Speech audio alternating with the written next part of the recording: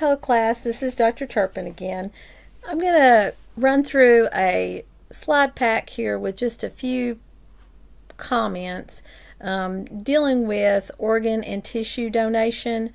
I think we have mentioned that a little bit before, but a lot of times we've been able to actually have Carolina Donor Services, which is our organ procurement organization in the state of North Carolina, actually bring a representative here to talk with you guys a little bit more in detail on organ and tissue donation.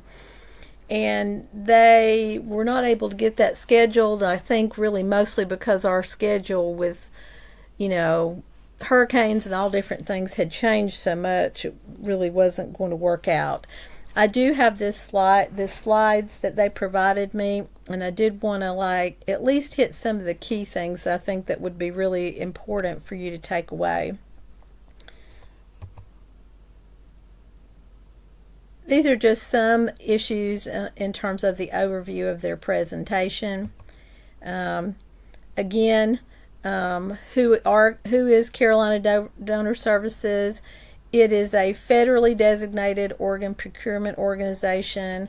You can see that they serve over 100 hospitals in 77 counties and even cover parts of Southern Virginia. So they have a very huge service area. They have 4 transplant centers, and you can see the hospitals there. These are places where once they've retrieved organs from one of the 100 hospitals, they would support moving those organs first within the state, and then if there aren't available recipients, then they're able to send organs or tissues outside. So their main goal is to really make sure that they maximize the opportunities for getting organs and tissues to the people that really, really direly need them. And we know this is a huge issue in our state and in the United States in general. This just kind of gives you some facts on the actual needs in numbers. You don't have to memorize that, but just for emphasis purposes, kind of knowing how important this is. Even though in our country 85% of people support organ donation, less than half are registered as donors. So a little bit further back, I'm going to show you what that process is, and we as nurses really need to be able to speak to ways that someone can become a donor to educate people on that readily anytime that subject comes up. So as we know, there's some regulatory issues, and some of the key things that have come out of regulation is that we the providers of care, being hospital employees that are there with someone who is dying, have to be able to report all deaths to the OPO. And more importantly now, in our state, we are required to report each death within 1 hour of the death. Now, in some circumstances, we are going to do that earlier than that. We may even contact them with a pending death if someone's already been determined or is in the process of being determined as brain dead, but we're keeping their physical body functioning with artificial support. But in general, on a normal nursing unit, you would typically see that you've got 1 hour from whatever the time of death. And this is monitored, so every month that deaths have occurred on your unit, a report is going to be coming to the nursing unit manager to say, you had 3 deaths on your unit, and with some code medical record numbers, and what was the time frame, and was it within an hour, and who is the nurse that notified them. So just be aware of that 1 hour limit. You need to be at a phone where you can have access to the computer. They're going to have a specific format of identified information that they've got to know from you to make the decision with you on the phone whether this is one that might need to be pursued or not pursued, depending on some criteria. So knowing that you're going to have to be able to have access to the computer is important to kind of facilitate that. This is just a little information about the types of organs that they typically would retrieve. These are some other referral process categories that could be done. And the main reason that Carolina Donor Services wants to be identified and notified as early as possible is they do all the organ discussion with patients and families. There's no need for the nurses to do any discussion about that whatsoever.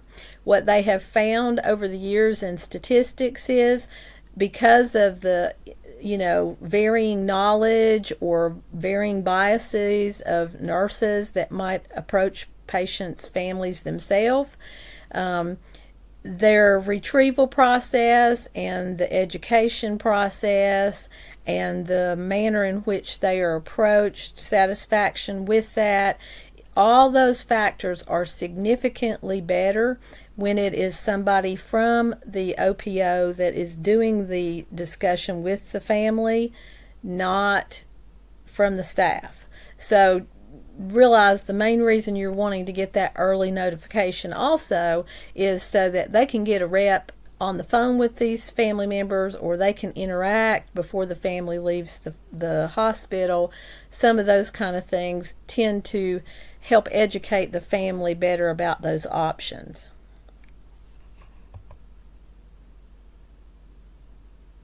So these are just some basic donor characteristics. They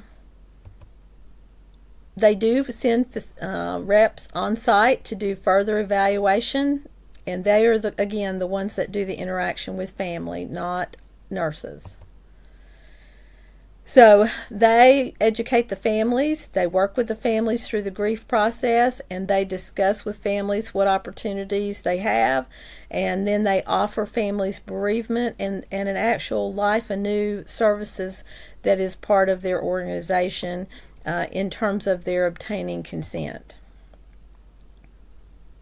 So again, Carolina Donor Services will take over the medical management of the donor. They have a contract with each hospital to be responsible, and they actually send a team of their people in to kind of take care of the patient, and from that point they are responsible for handling the retrieval process, working with the medical examiner and all that other type of thing, and then our nursing care ends at that point for the patient or the body. So again, this is after the consent, things that typically are done. Then they go about matching donors with recipients, and you can kind of see that the step process, that blood types, body size has to match, medical urgency, and then location and time on the list are the key factors. Some patients can be ruled out for organ donation if they have active cancer. That's a rule out. There was a issue with HIV patients not being donors, but then a new HOPE Act was put in place that allows HIV positive organ donors to donate to HIV positive recipients. So that is a newer thing. And tissue, this is just a list of the types of tissue that can be used.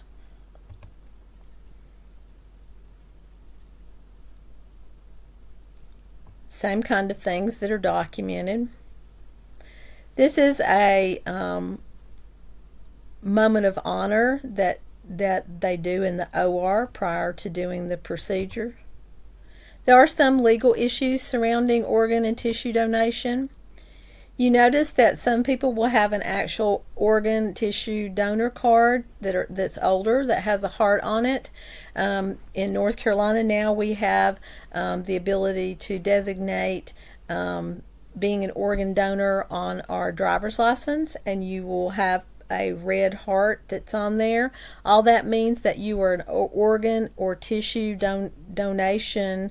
You've already agreed to that in advance, and that constitutes your consent, and no family extra consent is needed. And the heart itself has nothing to do with just being a heart donor or something. It has to do with being an organ and tissue donation donator, registered donator in general. So you can kind of see, here's where the driver's license has that as well. And it is legally binding for adults over the age of 18. There are several different ways that you can donate, or list yourself as a donor. So you can register online. You can fill out a donor card. You can do it when you do your driver's license, but go through and make sure that you're familiar with the different options that are there at www.donatelifenc.org, because that's what you want to be able to have your patients be able to do. And this is just a picture of their website. There's also some really great stories and videos that they usually go over in terms of patients' experience, family experience with the donation process, which are very helpful when you're trying to give somebody information about this. And I don't mean at the time of death, because CDC handles that, but if you worked in a clinic per se and someone was asking about that, you'd be able to point them to the right resources. Because myths and misconceptions are the largest barrier to organ and tissue donation. You notice that I have said organ and tissue donation and not so much focus on the eyes. In North Carolina, there is a separate organization that handles eye donation, and so you will learn a little bit more specifically about that as needed. But when in doubt, you can always call CDC, because you're going to have to call them about a death. It's been my experience is if it's somebody for eye donation, then they can give you the contact information, and then you've kind of taken care of getting both things without having to commit the eye donation information to memory. And these are just some other misconceptions and things that's good to know about. And then they really focus on how important one donor and how much one donor can really make a huge difference with different organs that help multiple people, not just one extra patient. Hopefully this gives you kind of the basic things that you need to know about organ donation.